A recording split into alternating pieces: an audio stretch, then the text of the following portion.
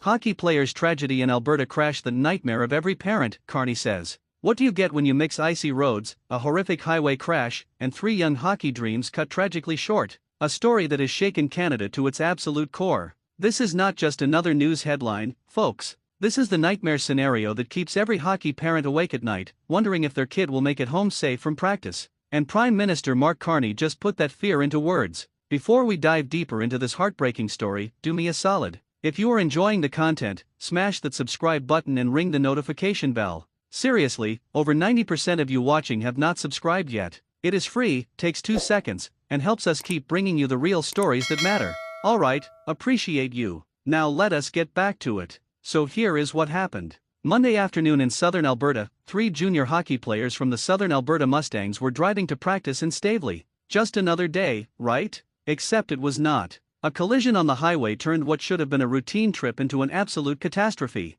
3 young athletes, full of potential, gone in an instant. The kind of news that hits you like a freight train and leaves you speechless. Prime Minister Mark Carney addressed the nation on Tuesday, and you could hear the weight in his voice. He called it what it is, a tragedy. But he went further.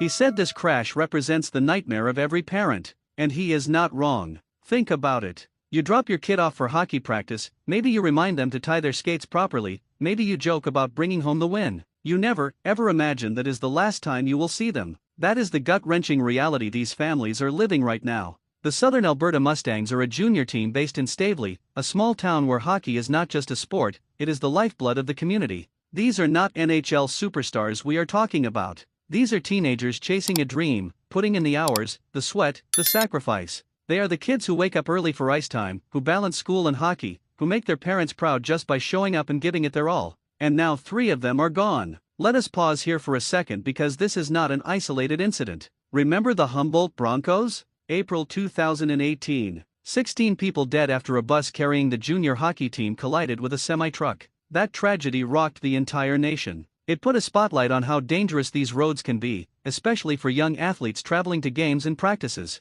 We grieved collectively. We said never again. And yet, here we are. Another crash. Another set of families destroyed. Another reminder that we have not done enough to protect these kids. Now, the details of this latest crash are still emerging. Investigators are working to piece together what exactly happened on that highway. Was it the weather? Alberta winters are no joke. Black ice, snowstorms, limited visibility, these are conditions that can turn a routine drive into a death trap in seconds. Was it driver error?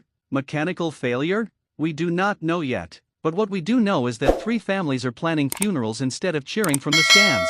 3 communities are mourning. And the entire country is asking, how do we stop this from happening again? Carney's comments were not just political platitudes, either. You could tell this one hit different. He spoke as a leader, sure, but also as someone who understands the cultural weight hockey carries in Canada. This is our sport. It is woven into the fabric of who we are as a nation. Friday nights at the rink, Tim Hortons runs before early morning practices, the sound of skates on ice, it is all part of the Canadian identity. When something like this happens, it is not just a news story. It is personal. It is a collective wound. The Mustangs organization has not released the names of the players yet, respecting the family's wishes during this unimaginable time. But the tributes have already started pouring in. Teammates, coaches, rival teams, they are all sharing memories, photos, stories. Social media is flooded with condolences. Candlelight vigils are being planned. Because that is what we do. We come together. We mourn. We support. But here is the thing. Mourning is not enough.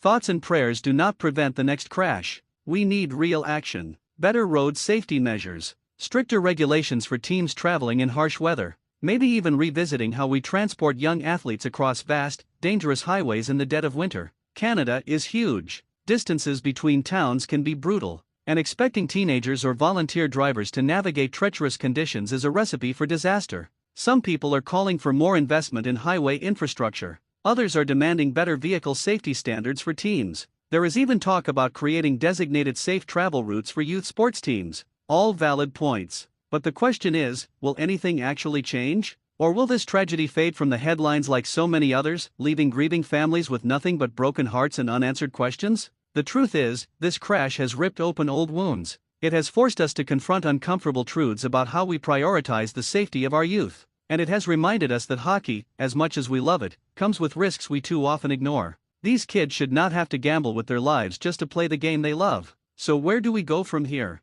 Hopefully, this sparks serious conversations. Hopefully, it leads to real change. Because if we do nothing, if we just move on and forget, then we are failing these 3 young players. We are failing every kid who laces up skates and hits the road for practice. We are failing ourselves. Thank you for watching, folks. Keep these families in your thoughts.